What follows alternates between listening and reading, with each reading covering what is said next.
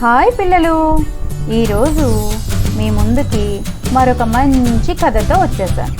కథ పేరేంటో తెలుసా? అందమైన జింక. అనగనగనగనగనగా ఒక అడవి. ఆ అడవిలో ఒక జింక ఉండేది. ఒకరోజు అది దాహం తీర్చుకోవడానికి కాలువ దగ్గరికి వెళ్ళింది. తేటగా ఉన్న నీటితో తన ప్రతిబింబం స్పష్టంగా కనిపించింది. అది నీరు త్రాగడం మానేసి తన ప్రతిబింబాన్ని చూసుకుంటూ నిలబడింది. ఆహా, ఎంత అందంగా ఉన్నాను! పెద్ద పెద్ద కళ్ళు, తమలపాకుల్లాంటి చెవులు, బంగారు చుక్కలతో మిలమిల మెరిసిపోయే చర్మం ఇంకెవరికైనా ఉంటుందా?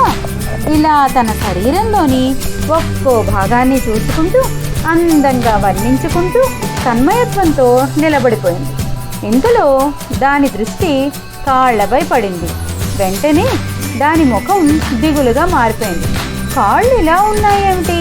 సన్నగా, పీలగా, ఇంత అందమైన శరీరాన్ని ఇచ్చిన దేవుడు ఇలాంటి కాళ్ళను ఎందుకు ఇచ్చాడు అని ఎంతో దిగులు పడింది. అప్పటి వరకు ఎంతో ఆనందంగా ఉన్న జింక మనసులో బాధ ప్రవేశించింది. ఆ చిన్న లోపం లేకుంటే ఎంత బాగుండు కదా అనిపించింది దానికి.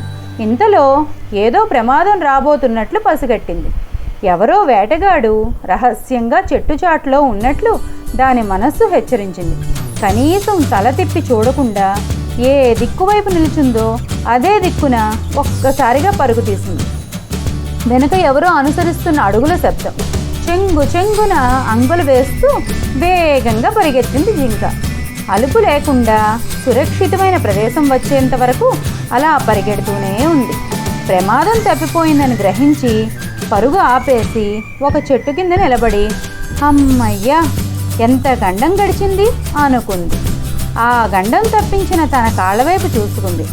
అంతకుముందు ఎంతో అందవికారంగా కనిపించిన తన కాళ్ళు ఇప్పుడు బంగారు కడ్డీల్లాగా ఎంతో అందంగా కనిపించాయి.